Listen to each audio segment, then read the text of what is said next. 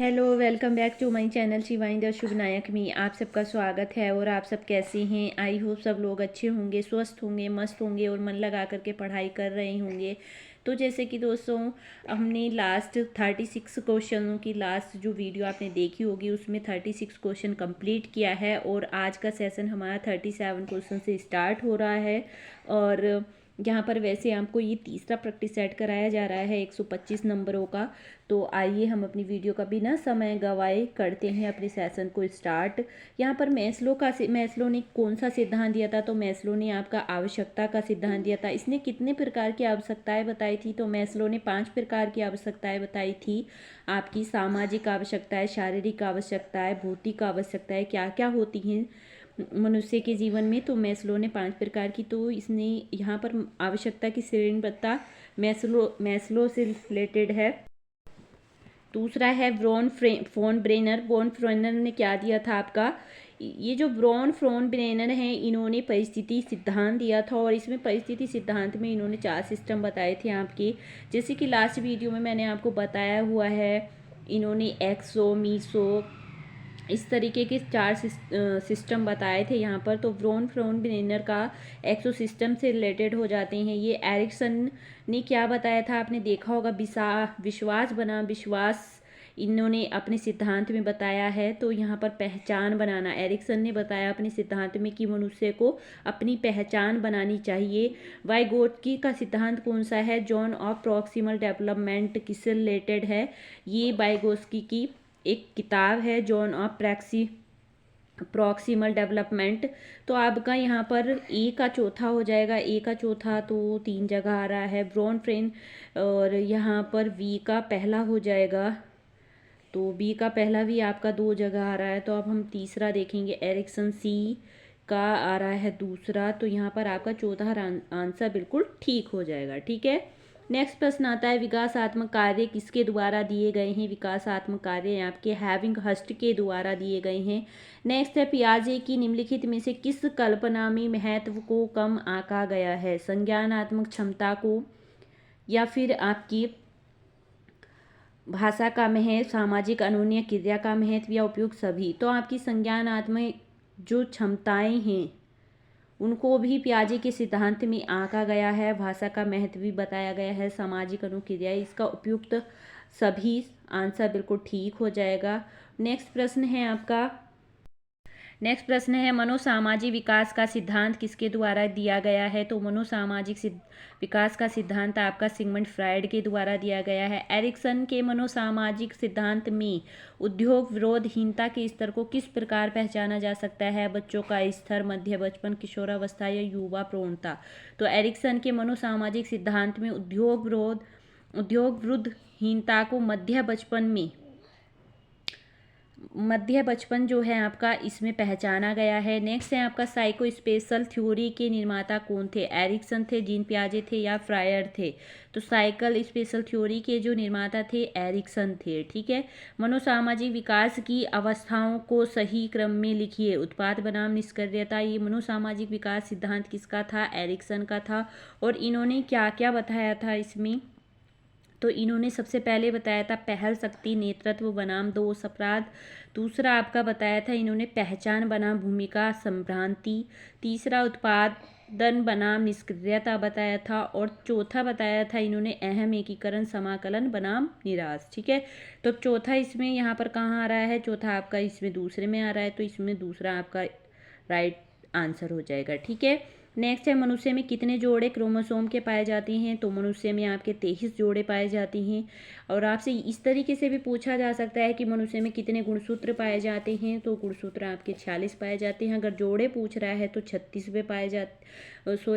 पाए जाते हैं। ठीक है, स्त्री अंडाशय में एस्ट्रोजन व प्रोजेस्टेरोन उत्पन्न होता है। कहाँ से उत्पन्न होता है? यानी कि एस्ट्रोजन हार्मोन्स और प्रोजेस्टेरोन हार्मोन्स का स्त्राव कौन सी पुटिकाएं करती हैं, जो कौन सी ग्रंथियां करती हैं? तो यह ग्रैफियन पुटिका एस्ट्रोजन का स्त्राव करती है और कार्पस लूटियम आपका प्रोजेस्टेरोन का स्त्राव करती है। यहाँ पर आपसे पूछा जा सकता है, क्वेश्चन और बन जाता है, मासिक धर्म का नियंत्रण कौन सा हार्मोन्स करता है? तो एस्ट्रोजन हार्मोन्स जो होता है वही आपके मासिक धर्म का नियंत्रण करता है, यानी कि जो पीरियड्स होते हैं उनको कंट्रोल आपका एस्ट्रोजन हार्मोन्स करता है। और आपसे ये भी पूछा जा सकता है कि महिला लिंग हार्मोन्स किसको बोला जाता है, तो ये भी आपके एस्ट्रोजन हार्मोन्स को बोला जाता है। ठीक है, नेक्स्ट आता है अंडाणु का उत्पादन करता है, अंडाशय करता है, गर्भाशय, अंडवाहिनी या योनि। ये जितने भी हैं ये आपकी महिला मतलब आपसे पूछा स्त्री की ग्रंथियां हैं ये। ठीक है, अंडाशय, गर्भाशय, अंडवाहिनी, योनि। आपसे पूछा गया था 2021 के पेपर में कि कौन सा शुक्राणु दे दिया गया था कि कौन सा अंग स्त्री का नहीं है, सॉरी पुरुष का नहीं है, स्त्री का नहीं है। और शुक्राशय दे दिया था, उसमें अंडाशय दे दिया था, गर्भाशय और अंडवाहिनी दे दी थी। तो शुक्राशय आपका इस तरीके से आपसे ये चीज़ें भी आपको अच्छी तरीके से याद रखना है, पूछा जा सकता है किसी भी तरीके से। ठीक है, अंडाणु का उत्पादन कहाँ पर होता है, अंडाशय में होता है। बच्चे का लिंग निर्धारण कौन सा तत्व करता है, पुरुष शुक्राणु करता है या महिला के अंड द्वारा होता है गर्भावस्था के दौरान भोजन लेने से। तो बच्चे का लिंग निर्धारण जो होता है वो मनुष्य के शुक्राणु से होता है। आप सबको पता होगा महिला में जो शुक्राणु पाए जाती हैं वो बाई पाए जाती हैं, अंडाणु जो पाए जाते हैं महिला में, और पुरुष में जो शुक्राणु पाए जाते हैं वो X+22 पाए जाते हैं। ठीक है, तो अगर महिला में तो XX होता है, पुरुष में XY होता है। तो अगर पुरुष का X मिल जाता है महिला के X से तो लड़की होती है, और अगर Y मिल जाता है महिला के X से तो लड़का होता है। ठीक है, तो बच्चे का लिंग निर्धारण जो करता है पुरुष का शुक्राणु करता है, यानी कि पुरुष का। शिशु का गला साफ करने के लिए किसका प्रयोग किया जाता है, तो ग्लिसरीन का, बोरिक लोशन का, जैतून के तेल का या उपयुक्त सभी का। शिशु का गला साफ करने के लिए यहाँ पर प्रयोग किया जाता है बोरिक लोशन का। नेक्स्ट है यहाँ पर निम्न में से किस यंत्र द्वारा सबसे ज़्यादा श्रम की बचत होती है, अलमारी, गीजर, मिक्सर ग्राइंडर या फिर वैक्यूम क्लीनर। सबसे ज़्यादा जो प्रयोग होने वाला श्रम की बचत करने वाला यंत्र है वो है मिक्सर ग्राइंडर। ठीक है, थकान दूर करने के उपाय हैं, कोई भी कार्य, कमरे का तापमान मौसम के अनुरूप होना या आसपास का वातावरण शांत होना, या कोई भी कार्य लंबे समय तक नहीं करना, या कोई कार्य न करना। तो कोई भी कार्य लंबे समय तक न करना थकान दूर करने के उपाय हैं। ठीक है, नेक्स्ट प्रश्न आता है आपका, गर्भाशय के दौरान कौन सा हार्मोन GIT के आमाशय की पेशियों की कार्यशीलता को कम करता है, प्रोजेस्टेरोन हार्मोन, एस्ट्रोजन हार्मोन या थायरोक्सिन या इंसुलिन। ये जो आपका एस्ट्रोजन हार्मोन्स है ये है, इसको महिला लिंग हार्मोन्स भी बोला जाता है। और GIT के आमाशय की जो पेशियों की कार्यशीलता को कम करता है वह प्रोजेस्टेरोन हार्मोन्स करता है। ठीक है, जब जाइगोट डैश तो उसे एक्टोपिक गर्भावस्था कहा जाता है। डिम्बवाहिनी नलिका में स्थापित हो जाते हैं जब जाइगोट, तो उसको एक्टोपिक गर्भावस्था कहा जाता है। यानी कि ये जो आपके अंडाणु शुक्राणु होते हैं इनका मिलन होने के बाद अगर अंडाणु शुक्राणु आपके डिम्बवाहिनी नलिका में रुक जाते हैं तो वहीं पर ही महिला, तो जब ये अंडाणु शुक्राणु आपस में मिल जाती हैं और डिम्बवाहिनी नलिका में ही ये रुक जाते हैं तो वहाँ पर क्या होता है, महिला गर्भावस्था हो जाती है। डिम्बवाहिनी नलिका में रुकने के बाद भी अंडाणु शुक्राणु से महिला गर्भवती हो जाती है। तो ऐसी गर्भावस्था को क्या कहा जाता है, एक्टोपिक गर्भावस्था कहा जाता है। ठीक है, मनुष्य में गर्भावधि की लंबाई कितने दिन की होती है, 280 दिन की होती है। आपसे पूछा जा सकता है दिन की बात कर रहा है तो 280 दिन, और अगर माह की बात करेगा तो 9 माह, कहीं कहीं पर 10 माह भी दिखा जाता है, लेकिन 9 माह आपको अच्छे से ध्यान रखना है। और अगर सप्ताह की बात करेगा तो 37 से 40 सप्ताह। ठीक है, यहाँ पर आपके 3 क्वेश्चन कंप्लीट हो रहे हैं, दिन की 280, सप्ताह 37 से 40 और माह 9 से 10। कितने माह तक कोशिका विकास को भ्रूण कहा जाता है, 2 माह, 3 माह, 4 माह या उपयुक्त में से कोई नहीं। कोशिका विकास को भ्रूण कहा जाता है आपका 2 माह की। ठीक है, वह अंग जिसके द्वारा भ्रूण को माता के रक्त से पोषण मिलता है उसको क्या कहते हैं, उसको गर्भनाल कहते हैं। ठीक है, गर्भावस्था के प्रथम 3 माह डैश ट्राइमेस्टर क्या कहलाते हैं, तो ये प्रथम ट्राइमेस्टर कहलाती हैं। गर्भावस्था में लोहे की कमी से क्या होता है, गर्भपात, मृत शिशु, मानसिक मंदन या उपयुक्त सभी। तो लोहे की कमी से तीनों ही चीज़ हो जाती हैं, बच्चे की मृत्यु भी हो सकती है, गर्भपात भी हो जाता है और मानसिक मंदन भी हो सकता है। ठीक है, यहाँ पर नेक्स्ट आता है, गर्भावस्था के दौरान अत्यधिक ऊर्जा और प्रोटीन आवश्यकता इस प्रकार होनी चाहिए। तो गर्भावस्था में कितने अतिरिक्त ऊर्जा लेनी चाहिए और कितनी अतिरिक्त प्रोटीन लेना चाहिए। तो 300 कैलोरीज अतिरिक्त ऊर्जा और 15 ग्राम प्रोटीन लेना चाहिए। नेक्स्ट है निम्नलिखित में सूची 1 को सूची 2 से मिलाइए। बबलाना करना तथा गूगू की आवाज़ करना बच्चा कब करता है, ये क्या कहलाता है। ठीक है, तो इसमें जो है आपका 59 का आंसर जाएगा आपका यहाँ पे। बबलाना करना तथा गूगू करने की आवाज़ गर्भस्थ शिशु की गति बताती है। नेक्स्ट आत्म वास्तविकरण या स्वयं सिद्धिकरण स्नायु तंत्र का तीव्र विकास होता है। और यांत्रिक साम्यावस्था जो होती है आपकी वो BF स्किनर ने बताई है। भ्रूणावस्था बच्चे की भाषा से रिलेटेड है। ठीक है, तो यहाँ पर आपका बबलाना करना तथा गूगू करना की आवाज़ करना बच्चे की भाषा से रिलेटेड है। तीसरे का पहला कहाँ पर है आपका, इसमें दूसरा आंसर बिल्कुल ठीक हो जाएगा। ठीक है, 59 का। नेक्स्ट प्रश्न आता है भ्रूण में पहले नीता माना उसे बाद में टांगे और वहाँ और अंत में सिर आना, ये है क्या कहलाता है, ये ब्रीज जन्म कहलाता है। 2021 में भी पूछा गया है TGT होम साइंस में। भ्रूण में पहले नीता माना उसके बाद टांगे और वहाँ आना क्या कहलाता है, ब्रीज जन्म कहलाता है। ठीक है, नेक्स्ट प्रश्न है प्रसव के बाद की अवधि और डैश दुग्धपान क्या कहलाता है। प्रसव के पहले के बाद की अवधि की बात यहाँ पर हम लोग करें तो प्रसव के बाद की अवधि जो आपकी कहलाई जाएगी पोस्टमार्टम। क्या कहलाई जाएगी, पोस्टपार्टम। ठीक है, सिर और शिशुओं के शरीर के बीच का अनुपात कितना होता है, तो 1:7 होता है, या 1:4 होता है। ये आप सबको पता ही होगा, शिशु और सिर। और अगर वयस्क की अगर हम लोग बात करें, ठीक है, शिशु की बात करें तो 1:4 होता है, वयस्क की अगर हम लोग बात करें तो 1:7 होता है। यहीं पर आप नोट कर लीजिए कहीं पर वयस्क।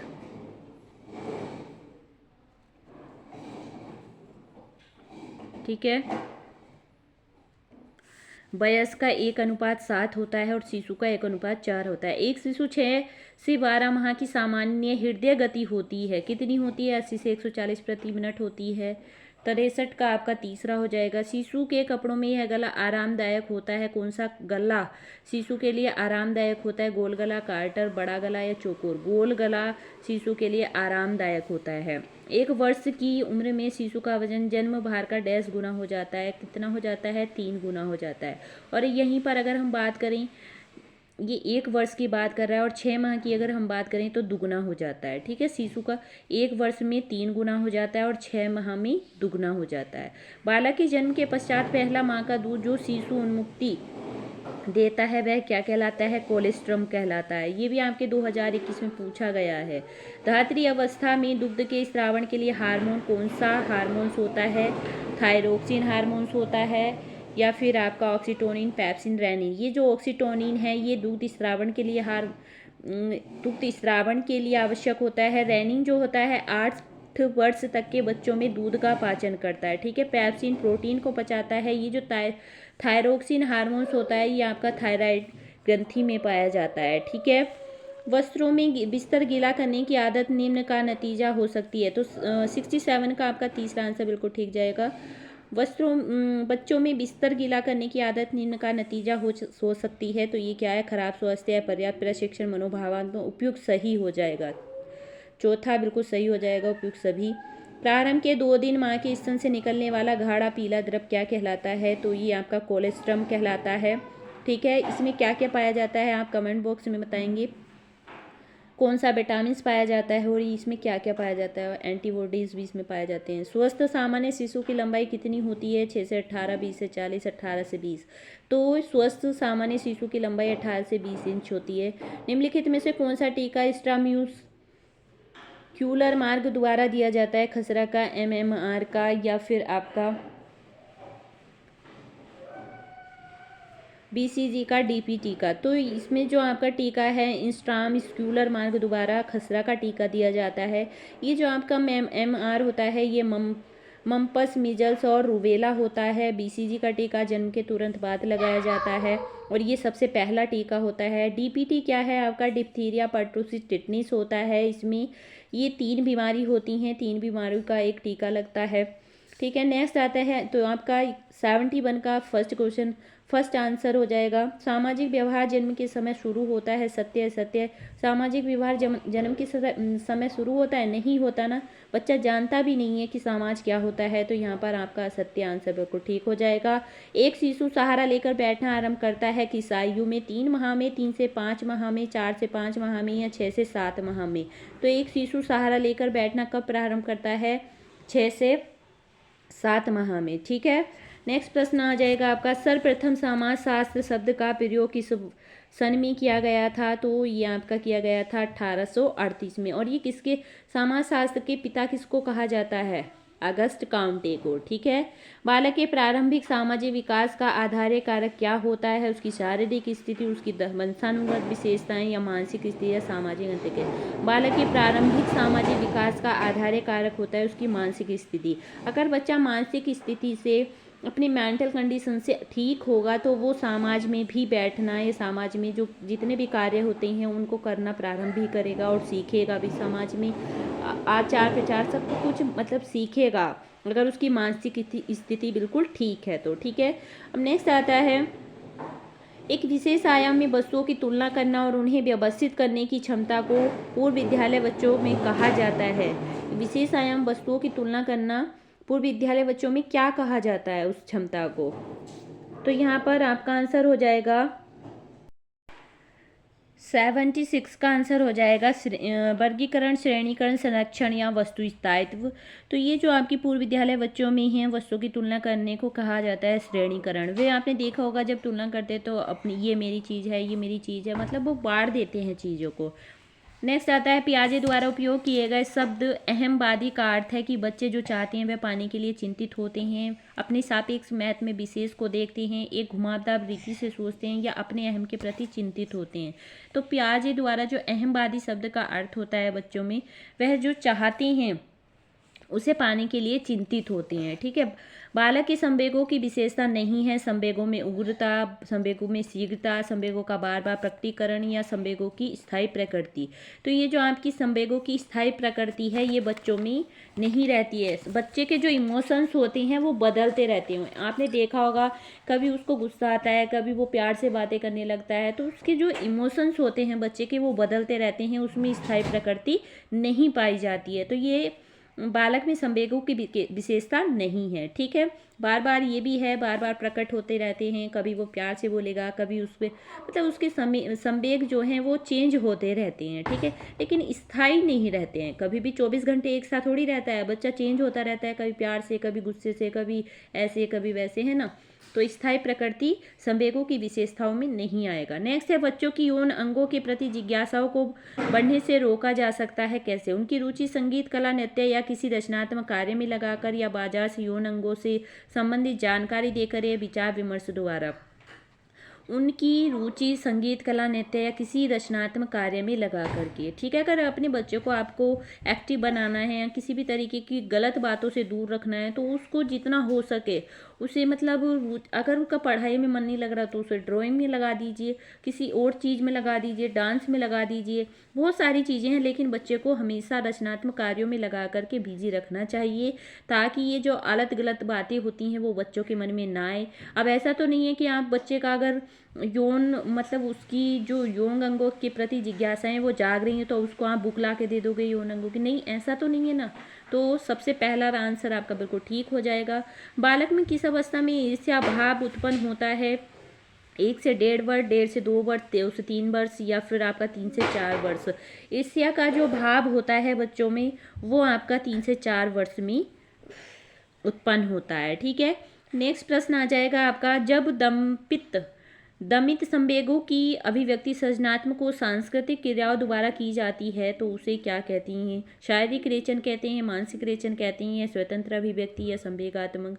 तो जब बच्चों में दमित संवेगों की अभिव्यक्ति सृजनात्मक और सांस्कृतिक क्रियाओं द्वारा जागृत होती है तो उसको मानसिक रेचन कहा जाता है। ठीक है। नेक्स्ट प्रश्न है आपका, समझदारी और तर्क शक्ति बच्चों में कब विकसित होती है? समाचारी परिचालन में, औपचारिक परिचालन में, पूर्व परिचालन में, या परिचालन अवस्था से कोई संबंध नहीं होता है? तो ये जो आपका पूर्व परिचालन अवस्था है इसमें बच्चों में समझदारी और तर्क शक्ति बच्चों में शुरू हो जाती है। ठीक है। शक्ति एम्पावरमेंट से आप किसे नियंत्रित कर सकते हैं? ज्ञान को, प्रवृत्ति को, संपत्ति को।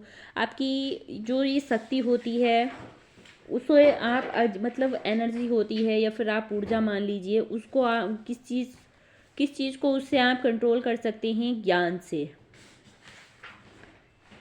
ये जो आपका ज्ञान है ना, उसे आप शक्ति के द्वारा कंट्रोल कर सकते हैं। अगर आपके अंदर शक्ति होगी, एनर्जी होगी, पावरमेंट होगा, तो आप कुछ भी कर सकते हैं, ठीक है। मतलब कहते हैं ना कि इंसान के अंदर शक्ति नहीं है, वो सोच रहा है कि ये करूँ वो करूँ, वो इधर आधर मतलब पढ़ता पढ़ता उसका समय गुजर जाएगा, लेकिन वो अपना जो उसको चाहिए होता है, जो ज्ञान प्राप्त करना चाहता है, वो नहीं कर पाता है अगर उसके अंदर एम्पावरमेंट नहीं होती है तो, ठीक है। नेक्स्ट है, मस्तिष्क अपने वयस्क भार का 90% तक पहुंचता है जब बालक की आयु इतनी होती है। मस्तिष्क अपने वयस्क भार का 4 वर्ष में, 5 वर्ष में, या 6 वर्ष की अवस्था में, या 7 वर्ष की अवस्था में। तो इसमें आपको कमेंट बॉक्स में बताना है इसका आंसर। बहुत इजी क्वेश्चन है। 4 वर्ष की अवस्था में पहुंच जाता है, 5 में, या 6 में, या 7 में। और या मैं ही आपको यहाँ पर बता देती हूँ, लेकिन आपके लिए भी तो कुछ चाहिए ना, आपको भी तो कमेंट में कुछ बताना होगा। और क्लास कैसी लगी ये भी आपको मेंशन करना है कमेंट बॉक्स में। और आज यहाँ पर मैं बता देती हूँ, तीव्र बुद्धि मानव का IQ कितना होता है? तो 140 से अधिक होता है तीव्र का, ठीक है। और ये जो आपका 100 है, 90 से 100 होता है जो सामान्य होता है। मंद बुद्धि होती है, और बहुत सारी बुद्धियाँ हैं, ये भी आपको IQ इनका याद रखना है। समीकरण किसने दिया था? इसका सूत्र किसने दिया था? टर्मन ने और आपका बीने ने, ठीक है। वो चीज़ें भी इस IQ के ऊपर भी आपसे एक प्रश्न जरूर पूछा जाएगा, तो ये चीज़ें भी आपको बहुत अच्छी तरीके से याद रखनी है। और आपको वीडियो कैसा लगा? वीडियो अच्छा लगा हो तो प्लीज़ वीडियो को लाइक कर देना है, चैनल को सब्सक्राइब कर देना है अगर चैनल पर नए हैं तो। इसी तरीके से हमारे साथ बने रहिएगा और अपना प्यार और अपना साथ हमारे साथ बनाए रखिएगा। यहाँ पर हमने 85 क्वेश्चन कंप्लीट किए हैं और 84 का आंसर आप मेरे को कमेंट बॉक्स में मेंशन करेंगे। ये आपके लिए होमवर्क है, ठीक है। अब वीडियो का यहीं पर हमें एंड करते हैं। Thank you.